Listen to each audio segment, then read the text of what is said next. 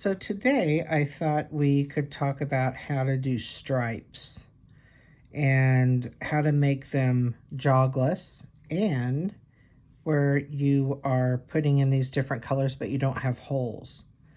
Now I am not cutting all these yarns between. I'm carrying them up. I guess you can see better this way.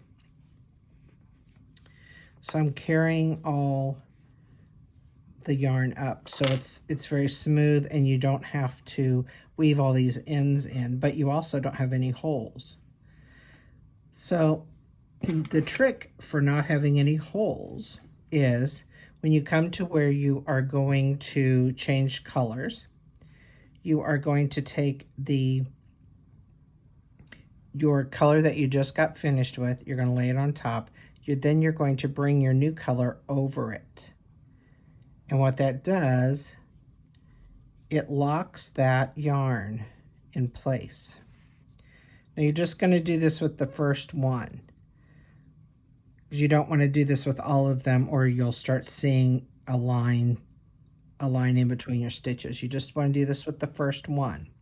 I'll show you another way to catch the yarn when you've got many rows that you're doing and you want to catch it in between. So we've caught that. Now we're going to, so that takes care of the hole. Now we're not going to change colors again. We're going to continue. But we're going to do our last stitch. We're going to slide our stitch marker over, and then I'm going to tug on this a little bit just to snug it up a little bit. Because remember how we caught that yarn down here?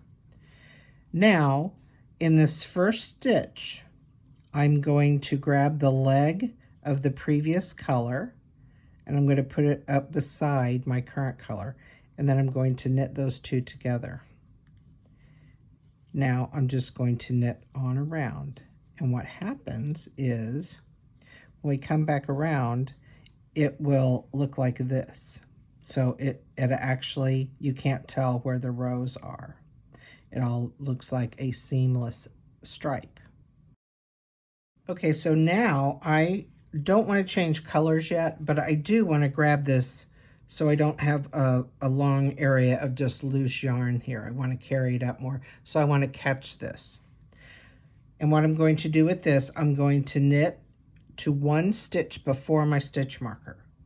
And I'm going to go in as if to knit. Then I'm going to grab my yarn that is the float that's hanging out here, and I'm going to put it in as if to knit. Then I'm going to take the yarn that I am knitting with, put it over the needle, take that floating yarn and take it off, and pull my regular yarn in, and then I'll give it a little tug. And then I will continue on, making sure not to grab this to use it. And what we have done, let me do a couple stitches here. What we have done is we have caught this behind, and what that does, it'll make a it's just carrying the yarn up.